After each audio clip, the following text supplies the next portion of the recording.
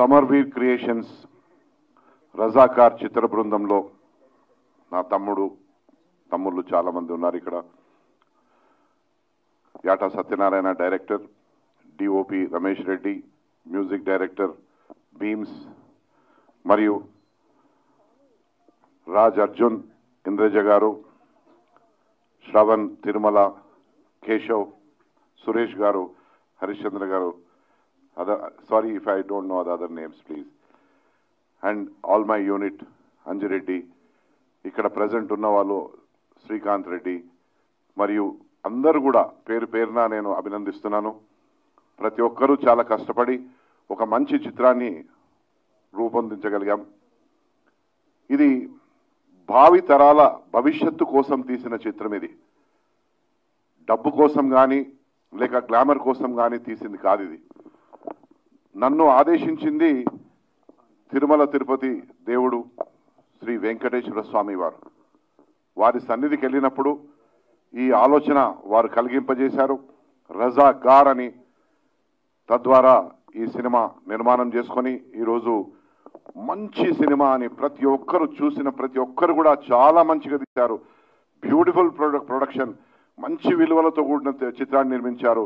High quality everything అని మెచ్చుకుంటున్నారు.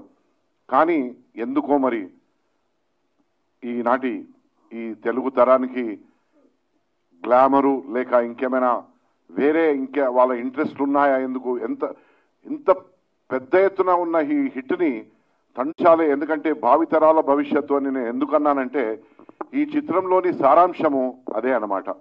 గతంలో మనకు భారతదేశానికి స్వాతంత్రం వచ్చిన తర్వాత ఈ ప్రాంతము, ఈ నిజాం సంస్థానానికి స్వాతంత్రం రావడానికి ఇంకా 396 రోజులు అదనంగా పట్టింది. అంటే 15 ఆగస్టు 1947 నుంచి ఇక్కడ ప్రజలు ఆనాటి రాక్షసులైనటువంటి రజాకార్లతో పోరాటం చేస్తూ ఉంటే అన్ని పార్టీల వారు, అన్ని రంగాల వారు ప్రతి ఒక్కరు కూడా తోడై వాళ్ళని ఎదుర్కొన్నారు.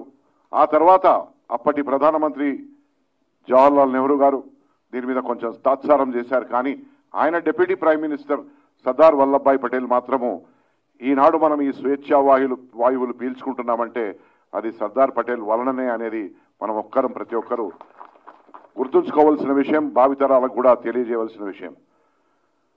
ఈ చిత్రం ద్వారా మేము ఏం సందేశం ఇద్దామనుకున్నాము అనేది ముఖ్య అంశం. సందేశం ఏంటిదంటే ఈ ప్రాంతంలో కానీ లేక ఈ దేశంలో కానీ మళ్ళా రజాకార్లు పుట్టొద్దు. ఎందుకంటే రజాకార్ల ఆలోచన విధానము మంచిది కాదు. ఎప్పుడు ఇతరుల మీద ఎప్పుడు పడదామా, ఎప్పుడు ఏం చేద్దామా అనే ఒక ఆలోచన, ఒక దుష్ట శక్తులు ఆలోచించిన విధంగానే ఉంటుంది. అందుగురించనే భావితరాలు బాగుండాలి.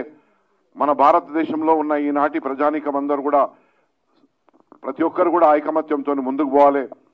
గంగా జమున తైజీబ్ అని అందరూ అంటారు, కానీ దాన్ని పాటించే వాళ్ళు ఆ మాట అన్నవాళ్లే పాటించరు.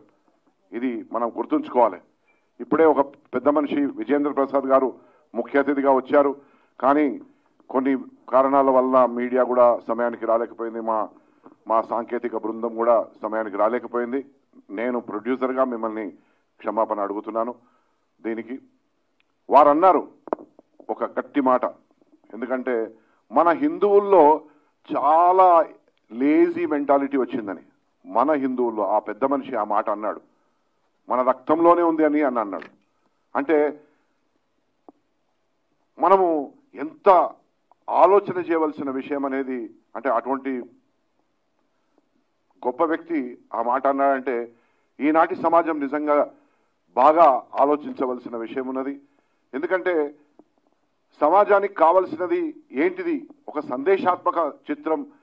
ఈ రజాకార్ చిత్రం అనేది మేము పూర్తిగా, ఎందుకంటే ఆ దేవుడు ఆదేశించాడు కాబట్టి ఈ సమాజం కోసమే. మేము డబ్బుల కోసం పోలే, లేకుంటే గ్లామరస్ ఫేసెస్ పెద్ద మోకాలను పెట్టి టేబుల్ బిజినెస్ చేయడానికి ప్రయత్నం చేయలే. ఈ సమాజం డబ్బులు అనేది ఇవాళ వస్తాయి, రేపు పోతాయి.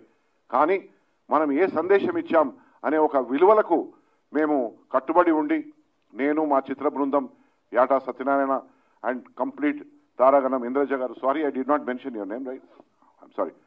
సో ప్రతి ఒక్కరు కూడా ఈ సినిమా నిర్మాణంలో కానీ లేక ఇప్పుడు ప్రదర్శిస్తున్న ఈ తీరు కానీ ప్రతి ఒక్కరు కూడా చాలా కష్టపడి పనిచేశారు. నేను ఒకటి కోరుకుంటున్నాను, ప్రతి ఒక్కరూ చూడవలసిన సినిమా. ఎందుకంటే మన నాయనమ్మలు, మన తాతలు, ముత్తాతలు ఆనాడు అనుభవించిన వ్యధ భావితరాలకు తెలియజేయాలి. లేకుంటే జాగరూకతతోని ఉండకుంటే మళ్ళీ జారి పడిపోతాం అనేది ఒకటి గుర్తుంచుకోవాలి. మళ్ళీ వాళ్ళు వస్తారు. ఆ విధమైన మాటలు ఇప్పటికే చాలా మంది మాట్లాడుతున్నారు. గమనించి ముందుకు సాగాలి. ప్రతి ఒక్కరు కూడా ఈ చిత్రాన్ని చూస్తే మీకు అర్థమవుతుంది. ఈ చిత్రం చూడకుంటే అర్థం కాదు. ఎవ్వరు చూసినా కానీ దీనికి 100 మార్క్స్ కాదు, ఇంకా వీలైతే 1000 మార్కులు ఇవ్వడానికి కూడా సిద్ధం ప్రతి చూసిన వ్యక్తి కూడా. ఈ సినిమా అంత మంచి సందేశాన్ని ఇస్తున్నది. భావితరాల కోసం తీసిన చిత్రం. నేను పేరు పేరున ప్రతి ఒక్కరికి నా యొక్క హృదయపూర్వక నమస్కారాలు తెలియజేస్తున్నా. ముఖ్యంగా నా మీడియా మిత్రులకు దయచేసి మీరు కూడా మీ భుజాల మీద ఎత్తుకొని ఈ సందేశాత్మకమైన చిత్రాన్ని భావితరాల భవిష్యత్తు కోసం, ఇది రజాకారులు అంతం కాలేదు, మళ్ళీ ఆరంభ దశలో ఉన్నారనే ఒక ఆలోచన మనం పెట్టుకొని ప్రతి ఒక్కరు కూడా ఐకమత్యంతో ముందుకు సాగాలని చెప్పి మనస్ఫూర్తిగా కోరుకుంటూ మీ గూడూరు నారాయణ రెడ్డి.